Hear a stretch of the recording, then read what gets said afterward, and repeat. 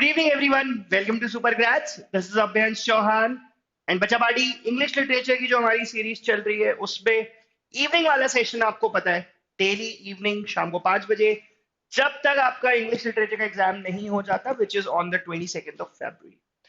Morning के session में आज हमने फ्लेमिंगो के जो 5 चैप्टर्स, पोइट्री वाले जो आपके 5 चैप्टर्स थे, वो 5 चैप्टर्स का discussion, summary, explanation, all that thing जितना जरूरी था वो सारा बता दिया था. But like I have always been saying right throughout our CUET preparation से लेके अभी तक कि यार क्या पढ़ा वो एक बात है, उसको रखते हैं साइड में. व्हाट इज मोर इम्पोर्टेंट कि जब टाइम आ रहा है मैं उसे यूज में ला पा रहा हूँ या नहीं. I emphasize a lot on usage and usage. So with all those 5 chapters, जो भी हमारे 5 chapters थे, My Mother at 66, Keeping Quiet, Thing of Beauty, Roadside Stand, and एक जो Aunt Jennifer's Tigers वाला chapter था, 5 chapters के I have five very important questions that makes it 25 questions for today's session. So I hope you guys are ready. Good evening, Lux. Good evening, Aisha. Saurabh, Skullbench, Shivansh, Saurabh, and everyone. Hi, everyone. Chalo. So, without wasting any time, let's come to the first question. First 5 questions are from the first poem, that was My Mother at 66. Poem क्या थी मैंने आपको explain किया था, और अब इस पर बात करते हैं. guys. Here's your first question. What is the central theme of this poem? Ideally, आपका आंसर ये होना चाहिए जो यहाँ पर लिखा हुआ है. But if you guys think कि मैं सर इसमें कुछ और ऐड करते हैं ना, कुछ और इंफॉर्मेशन ऐड करते हैं, so please let me know in the chat section guys, I will be waiting. So that is what I am saying. Ideally ये आंसर होना चाहिए. Central theme of the poem is the inevitability of aging and the emotional impact it has on the speaker as she witnesses her mother's vulnerability. She was becoming older, she was getting vulnerable, कि उसको पता है कि यार old age is followed by death. So that is what the speaker, that is what the poetess was feeling like. ये मेरे हिसाब से परफेक्ट सेंट्रल थीम होगा इस पूरे पोएम का. इफ यू गाइस थिंक कि नहीं सर इसके अलावा एक दो पॉइंट और ऐड हम कर सकते हैं, let me know in the chat section. I will wait for your answers. Anyone, anything that you guys want to discuss with respect to the first question? So मुझे चैट में लिखकर बता दो, and if not then we will move to our second question. So central theme का मतलब कि वो पूरी पोयम किसके अराउंड चल रही है, पूरी जो वो बातें हो रही हैं कि उसकी मदर ओल्ड एज में जा रही है, फिर वो अपने आप को डिस्ट्रैक्ट करने के लिए दूसरी तरफ देखने लगती है. शी सीज कि ट्रीज वहां पर फ्लो कर रहे हैं. सो एक तरफ एनर्जी और एक तरफ डलनेस, ये कॉन्ट्रास्ट एक्सप्रेस किया था. बताई थी ना सारी चीजें, याद है ना सारी चीजें जो सुबह बताई थी. आई हैव, है ना, कोई दिक्कत तो नहीं है भाई? ठीक है. So that was our first question students. Moving on to the second one. How does the poet describe her mother's physical appearance in the poem? Physical appearance उसने अपनी मदर का कैसा बताया, उसके आईज बताए कि कैसे डल हो रहे थे, फेस, माउथ कैसा खुला हुआ था, ये सारी बातें. Shalini Singh. Hi Shalini, how are you? After ages, oh my God, after how many years have you joined, Shalini? I really wonder, beta. Short answer के लिए ही कर रहे हैं exactly. And Laksh was saying vulnerability क्या होता है? Vulnerable is someone who can be easily attacked.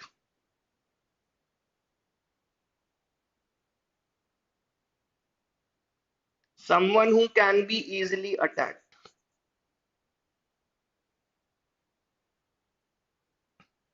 मतलब old age हो रही थी तो अटैक मतलब कोई भी बीमारी उन्हें अटैक कर सकती थी, और किसी भी टाइम अब उनकी डेथ की तरफ वो बढ़ रही थी, डेथ हो सकती थी. पीडीएफ कहाँ मिलेगा? पीडीएफ टेलीग्राम चैनल पर मिलेगा बेटा. Let's move to the second question.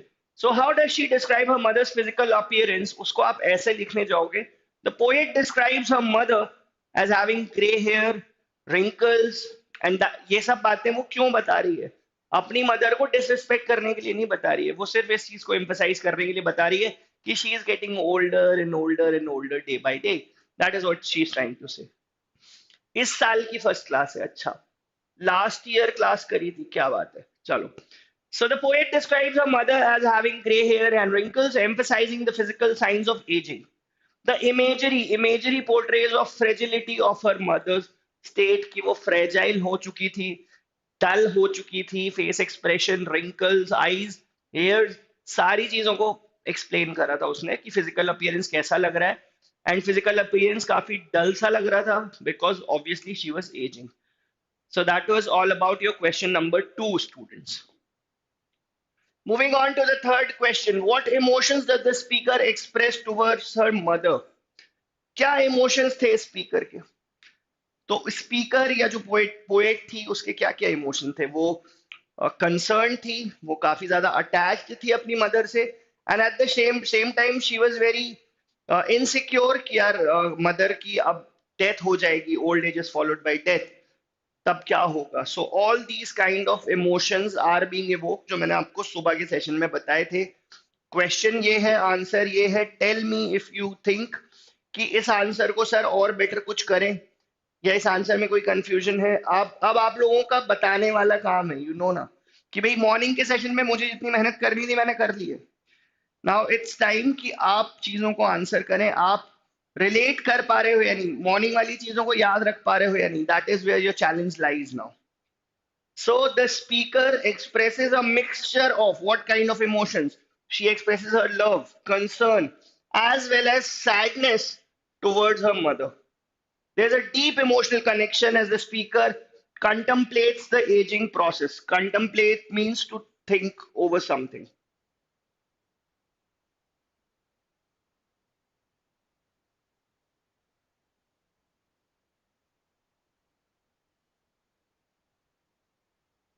Contemplate कर रही है, बहुत सोच रही है, उसको बड़ा बुरा लग रहा है ये सोच के, जो पूरा पूरा एजिंग का प्रोसेस होता है.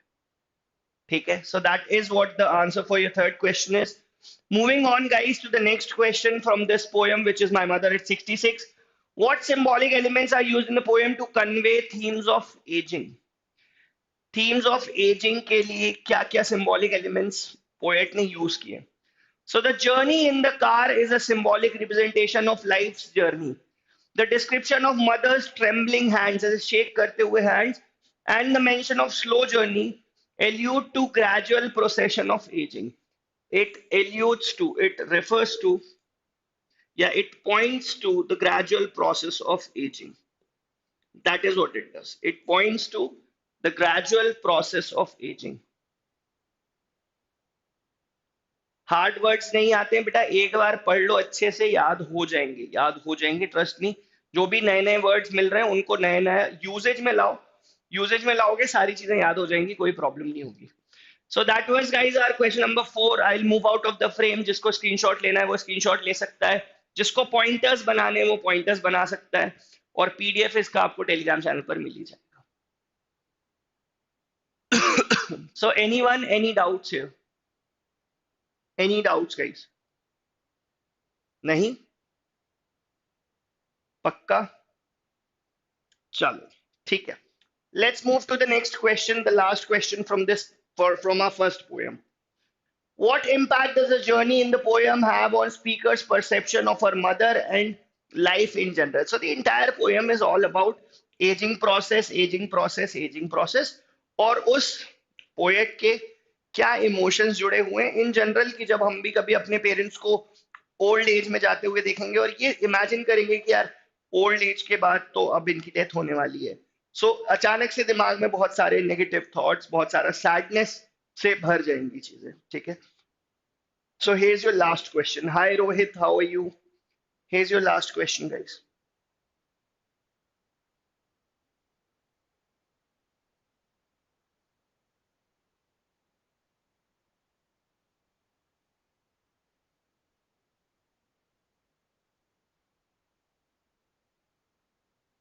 So it says the journey prompts the speaker to reflect on the transient nature of life. Now, what is transient nature of life? Transient is fleeting, short lived, कि मतलब हमेशा वो फ्लीट ही करता रहेगा, move करता रहेगा और जल्दी निकल भी जाएगा. ठीक है, so that is what life is. ठीक है, transient is fleeting.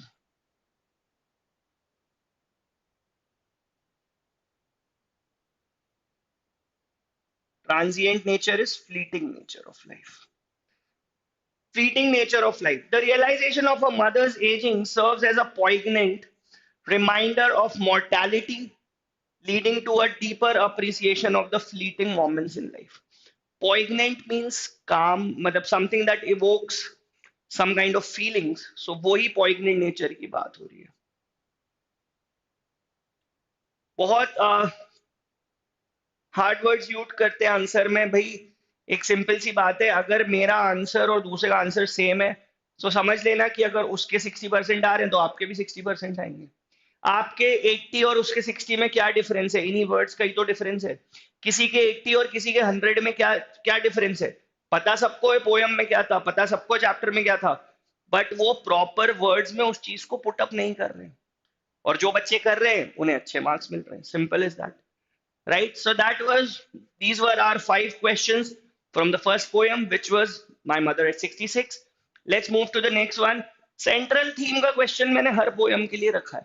Central theme of the poem Keeping Quiet. What is the central theme? याद है Keeping Quiet. सुबह ही discussion किया था students. I don't think कि इतने जल्दी आप भूल गए होगे सारी चीजें. The central theme of Keeping Quiet is the poet's contemplation. Contemplate करना is again to ponder over something. किसी चीज के ऊपर आप गहरा सोच रहे हो कि क्या चीज है ये एक्चुअल में. So Keeping Quiet is the poet's contemplation on the need for a global moment of silence to reflect the consequences of human actions and promote understanding among people. यही कि ग्लोबल मोमेंट ऑफ साइलेंस हो ताकि हम समझ सकें कि हम कर क्या रहे हैं एक्चुअली में, वर्ल्ड में चल क्या रहा है. And we get time for a lot of introspection. हमारे एक्शंस कैसे हो रहे हैं, कैसे होने चाहिए, हम उस चीज को जज कर सकें, हम उस चीज को इवेलुएट कर सकें कि यार ये जो भी हम कर रहे हैं, is it correct, is it not. ठीक है. सो यस कशिश, क्या कह रहे हो बेटा, मैं समझ नहीं पाया. So the central message for this poem Keeping Quiet is that the poet's contemplation on the need of a global moment of silence. Reason global moment of silence वो क्यों चाहता है? ताकि हम उस बारे में सोच सकें कि हम यहाँ पे जो जो actions कर रहे हैं. Reflect on the consequences of human actions and promote understanding among people. So that was your question number one. From the second poem, let's move to the next one. Why does the poet suggest keeping quiet for a moment? So ये question भी पिछले question से थोड़ा थोड़ा मिलता जुलता ही है, related ही है, कि यार वो ऐसा करवाना चाह रहे हैं कि सब लोग साइलेंट हो जाओ, शांति से एक जगह पे बैठ जाओ. तो उसके पीछे रीजन क्या है? ठीक है, ठीक है, उस पर लास्ट में आ जाएंगे कशिश, जो भी चीज रह गई है बेटा. So why does he want to do that?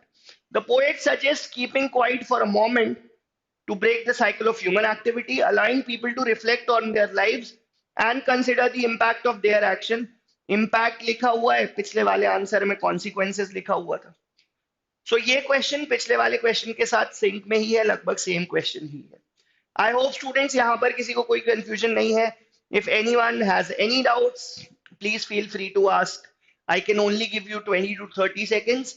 कुछ भी इस आंसर में आपको लग रहा है, कुछ भी लगता है कि इस आंसर में मैं और कुछ ऐड कर सकता हूं, so please let me know in the chat section.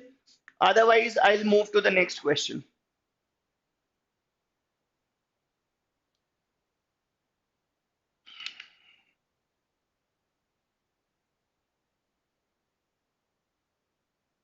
चलो नेक्स्ट क्वेश्चन देखते हैं स्टूडेंट्स.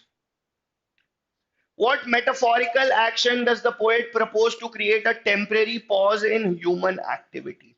ये क्वेश्चन स्टूडेंट्स आपके लिए इंपॉर्टेंट है क्योंकि you guys must have seen कि लिटरेरी डिवाइसेस से रिलेटेड क्वेश्चंस एग्जाम में बहुत आते हैं.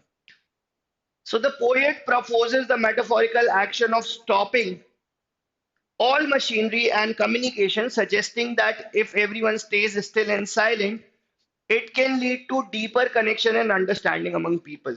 So ये metaphorical expression use कर रहा है, यही metaphorical action बता रहा है कि डायरेक्टली ना कह के वो सिर्फ इतना कह रहा है कि यार साइलेंट हो जाएंगे ना, so that will lead to a lot of connectivity among people. लोग आपस में जुड़ जाएंगे. That is what it is suggesting. So that was all for this question. Then what does the poem explore the how does the poem explore the idea of interconnection among people? Again, ये जो बैठ जाना, silent हो जाना, thought process में चले जाना, introspection करना, अपने एक्शंस के बारे में सोचना, what is it doing? It is trying to connect everyone, it is trying to say कि यार हम सब एक हैं। अगर हम सब लोग शांति से एक जगह पे बैठ जाएंगे, मेडिटेट करेंगे, इंट्रोस्पेक्शन करेंगे, इट मीन्स कि हमारे थॉट्स जो है वो अलाइन हो पाएंगे, वो साथ साथ आ पाएंगे। ठीक है। यस रोहित कुछ पूछ रहे हैं बेटा, आप पूछिए। So the poem explores interconnectedness through the idea that a moment of shared silence, that is what they're saying, shared silence, एक टाइम पे ही सब लोग बैठ जाएं, अपने thought process को समझें, introspection करें. People can understand each other. Yes, people can understand each other without words, breaking down barriers and fostering a sense of unity. Fostering means safeguarding.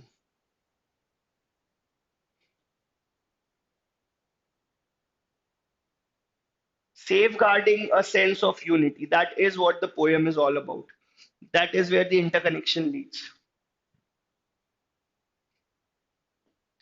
Next question. What is the significance of counting up to 12 in this poem? सो 12 तक ही क्यों count करा रहा है? उसका simple reason है कि 12 hours होते हैं एक साइकिल में, इसीलिए वो 12 तक काउंट करा रहा है, बस और कोई रीजन नहीं है. So counting up to 12 represents the 12 hours of the day and serves as a symbolic reference to starting afresh. 12 घंटे खत्म हो जाते हैं तो एक दूसरा मेरिडियन आ जाता है ना, जैसे दूसरा टाइम आ जाता है, मॉर्निंग आवर्स एएम खत्म हो जाता है, पीएम आ जाता है, इसी सेंस में ये बात एक्सप्रेस हो रही है यहाँ पे. So refers to starting anew, highlighting the possibility of a fresh beginning if people collectively choose to keep quiet and reflect. So वो यही कह रहा है कि वो जो 12 का जो वो फिगर लेकर चल रहा है ना, उसका रीजन यही है because we have 12 hours in a day, और 12 आवर्स के बाद वी कैन एक्सपेक्ट कि अब हम फिर से स्टार्टिंग से जीरो से स्टार्ट करेंगे. ठीक है. सो आई होप बच्चा पार्टी यहाँ तक there is any confusion. So that was all for our second poem. Let's move to the third poem, which was A Thing of Beauty, Joy Forever by John Keats. And John Keats की poem से related 5 short questions हम कर रहे हैं. But you should not read these questions as just 5 short questions. आप ideas pickup करो कि ये वाला पॉइंट मैं कहाँ पे यूज कर सकता था, कैसे यूज कर सकता था, तो अपने पॉइंटर्स मार्क करो और फिर उन्हें कनेक्ट करो, उन्हें इलाबरेट करके लिखो. आंसर रिपीटिशन अवॉइड करना, ऐसा नहीं कि अब एक लाइन लिखी, उसी को एक्टिव वॉइस में लिखा, उसी को पैसिव वॉइस में लिख दिया. जो भी भाई कॉपी चेक करेगा वो समझ जाएगा कि आप क्या करना चाह रहे हो. सो ये सब गलतियां प्लीज मत करना, बहुत मार्क्स आपके कट जाएंगे. What is the main theme of Thing of Beauty? Now, what is the main theme? ये रहा उसका आंसर. एंड एक बार अच्छे से देख लो भाई सभी लोग.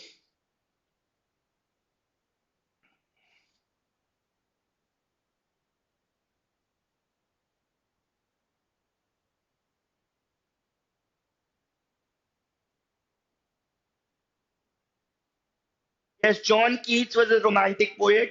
So the main theme of A Thing of Beauty is the enduring power of beauty. Enduring is long lasting, eternal.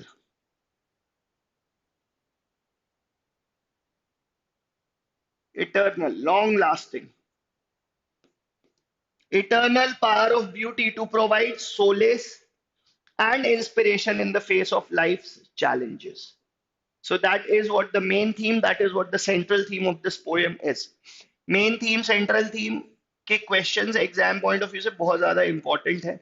So that is what I am trying कि सुबह भी ऐसा नहीं कि आपका बहुत सारा टाइम ले लूं और उतना आपको मटेरियल कंटेंट ना मिल पाए, उतनी इंफॉर्मेशन ना मिल पाए, इसलिए सुबह भी सेशन को शॉर्ट ही रख रहे हैं, बट कोशिश यही है उतने कम टाइम में कितनी ज्यादा से ज्यादा इंफॉर्मेशन ट्रांसफर कर दें.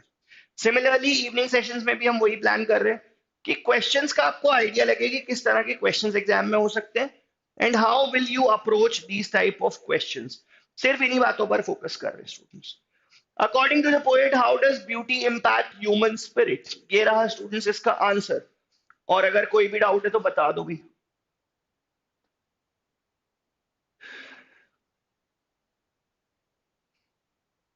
So the question says, how does beauty impact the human spirit? So the poet believes that the beauty has the ability to uplift and rejuvenate human spirit. ये यहाँ पे दो वर्ड्स इंपॉर्टेंट हैं, that the beauty has the ability to uplift and rejuvenate, एक बार फिर से refresh कर दे, रिफ्रेश कर दे, फिर से एक बार जान आ जाए, फिर से एक बार एनर्जी आ जाए.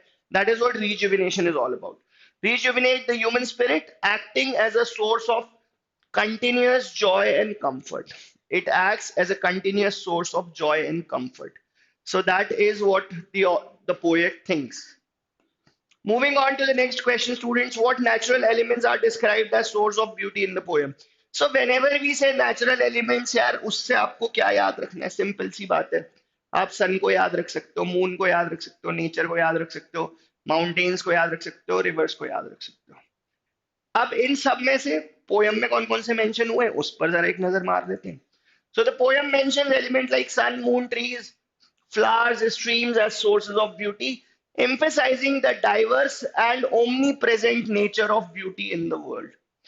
ब्यूटी इसी आई थिंक इसी पोएम का ही वो एक लाइन है कि beauty is in the eye of beholder. So आपके ऊपर है ब्यूटी, आपके चारों तरफ है. इट ऑल डिपेंड्स कि आप उसे कैसे देख रहे हो. तो that is what he is saying कि it is quite diverse as well as it is omnipresent, it is everywhere. ठीक है. So these are the aspects of nature which John Keats talks about in this poem. Let's move to the next question, which is how does the poem suggest dealing with hardships of life through beauty? Simple सी बात है, life में कभी भी आपको hardships हो रही हो, कभी भी कंफ्यूजन हो रहा हो, डाउन फील कर रहे हो, लो फील कर रहे हो, आसपास देखो, नेचुरल ब्यूटी जो पिछले क्वेश्चन में भी था, डाइवर्स है yet it is omni present, it is everywhere. So the poem suggests that in times of hardship, one should seek solace in enduring and uplifting qualities of beauty, as it can provide a soothing balm for the soul. मजा आ जाएगा जब भी आप sad हो, आप कहीं outing पर चले गए, कहीं घूमने चले गए, माउंटेन्स में चले गए, कहीं रिवर के पास चले गए, दैट इज समथिंग. वहां जाके एक अपने आप से जो अच्छा लगने लगता है ना, वो क्यों होता है? क्योंकि वो जगह ही इतनी खूबसूरत होती है, right? So that was all for this question. Last question, guys, from this poem. What is the role of imagination in appreciating beauty as described in the poem? Imagination का क्या role है? So the poem highlights the role of imagination as a transformative force, allowing individuals to perceive beauty even in mundane or challenging situation. Mundane is something which is dull, something which is boring, something which is monotonous. That is what mundane is. So mundane or challenging situations, transcending the ordinary and finding joy in the imaginative contemplation of beauty. ठीक है. सो imagination का बहुत सारा role है. जब हम book read भी कर रहे होते हैं तब भी हम उस चीज में पूरा खो जाते हैं ना. So that is what, that is again imagination, और that gives us happiness. That is what he is trying to express. So that was all for the questions of Thing of Beauty Joy Forever.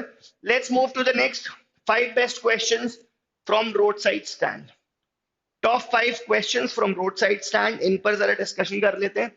So the central theme of the poem is an impact of economic progress in traditional ways of life as symbolized by the roadside stand and the encroaching industrialization. Theme यही है कि जितना ज्यादा हम progress करते जा रहे हैं, करते जा रहे हैं, करते जा रहे हैं, बट उसके कॉन्ट्ररी में एक रोड साइड स्टैंड दिखाया है, और कैसे एंक्रोचमेंट हो रहा है, कैसे गवर्नमेंट इस पर ध्यान देती है, नहीं देती है, जमीन रखती है, छीन लेती है. That is what the entire theme of this poem is. ठीक है. Moving on to the next question. how does the poet describe the setting of roadside stand? roadside stand कैसा दिख रहा था, क्या वहां पे सिचुएशन थी, पोएट ने उसको कैसे एक्सप्रेस किया है? कि the poet describes the roadside stand as an isolated and overlooked, situated by the side of the road, emphasizing its insignificance in the face of industrial development. You can imagine कि कहीं पर बहुत सारी buildings बनी है, बहुत सारे malls बने, वहां से एक रोड जा रही है, रोड के पास में एक छोटी सी ऐसे रोड साइड स्टैंड, कोई ठेला लगा है, कोई टपरी लगी है, तो कौन उसको देखेगा? कोई भी नहीं, कोई भी नहीं. सो that is what the poet is saying कि इंडस्ट्रियल डेवलपमेंट के कॉन्टेक्स्ट में अगर मैं देखूं, सो वो रोड साइड स्टैंड जो है that is very insignificant. Right? So that was all for this question. Then next up we have, what does the poem suggest about the fate of roadside stand and its owner? उनका fate क्या है? उनका fate ये है कि जब तक सरकार को उस जमीन की जरूरत नहीं पड़ रही तब तक वो अपना स्टैंड लगा पा रहे हैं। जिस दिन गवर्नमेंट सोचेगी कि यार यहाँ पे भी डेवलपमेंट करना है, वो जगह भी उनसे छीन ली जाएगी। That is what their fate is. The poem suggests that the roadside stand and its owner are likely to be displaced. Displaced क्यों हो जाएंगे? क्योंकि वो place government ले लेगी। Displaced or adversely affected by the relentless. Relentless is with something that is happening without stopping. Relentless march of industrial progress. Something that is happening without stopping.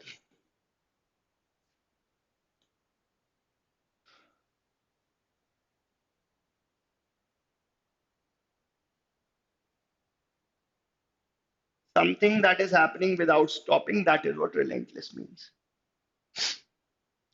Moving on to the next question, students. What imagery is used by the poem in the poem to convey the transient nature of the stand and its surrounding? Again, transient nature. Transient nature क्यों कह रहा है? क्योंकि वो हमेशा इसी बात पे पूरे पोएम पे एम्फेसाइज कर रहा है कि जिस तरह से इंडस्ट्रियल डेवलपमेंट हो रहा है, it's just a matter of time कि गवर्नमेंट उस स्टैंड को भी वहां से डिस्प्लेस कर देगी।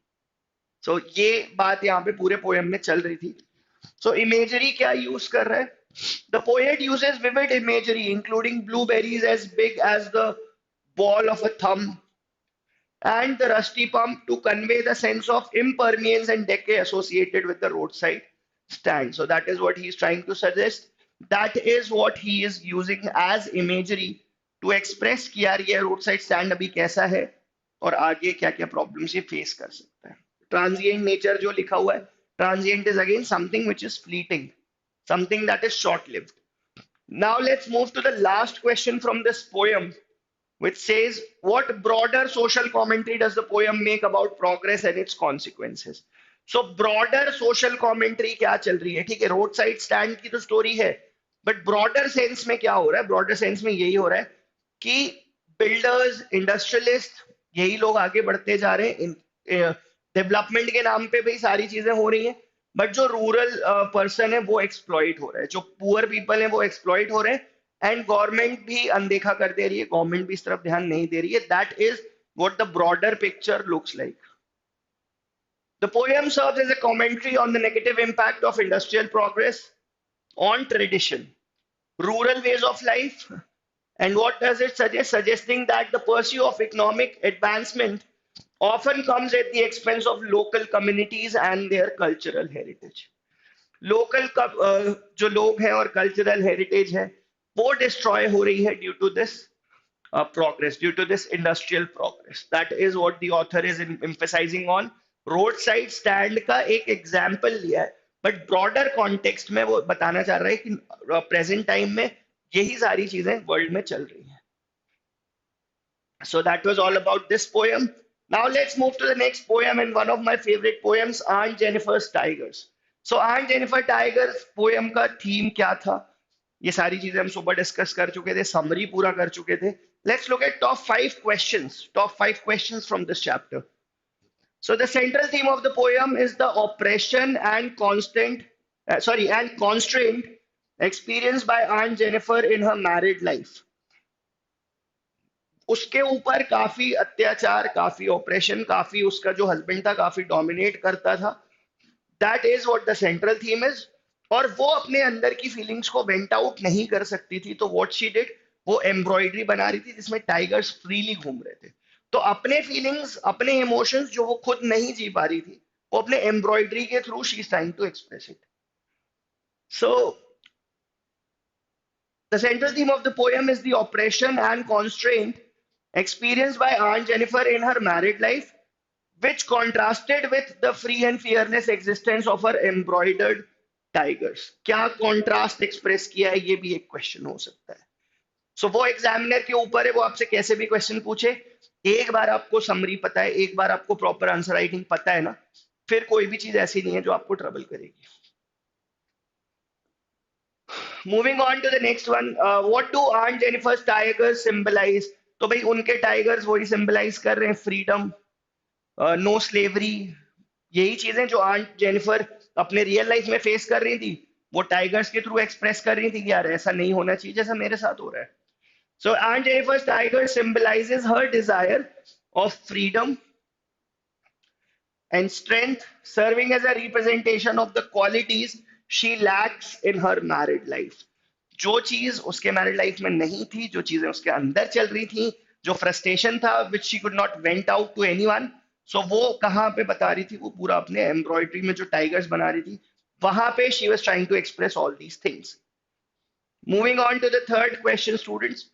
How does the poet describe Aunt Jennifer's hands and the wedding band in the poem? So उसके हाथ डर रहे, वो एम्ब्रॉयडरी कर रही है उसके बाद भी वो डर रही है, उसके हाथ शेक कर रहे थे. और ये जो वेडिंग बैंड की जो बात हो रही है, that is all about wedding ring है. वेडिंग रिंग से वो ये एक्सप्रेस कर रहा है कि आंट जेनिफर डेथ तक बेचारा उनकी लाइफ ऐसी ही जाएगी, और डेथ के बाद भी शायद वो इस जो एक्सप्लॉइटेशन या जो उनकी फ्रीडम है वो फ्रीडम उनको मिल पाएगी एक्चुअल में या नहीं मिल पाएगी. He is very spectacled about it. So what the answer says, the poet describes Aunt Jennifer's hands as terrified and mentions the wedding band as sitting heavily upon her hand, conveying the burden and fear she expresses in her marriage. बहुत सारे hardships, बहुत सारे problems से she was going through. Now, what is the significance of the phrase prance across a screen? Prance across is free movement. बार बार tiger के context में ये यूज हुआ है, बार बार this is nothing but free movement.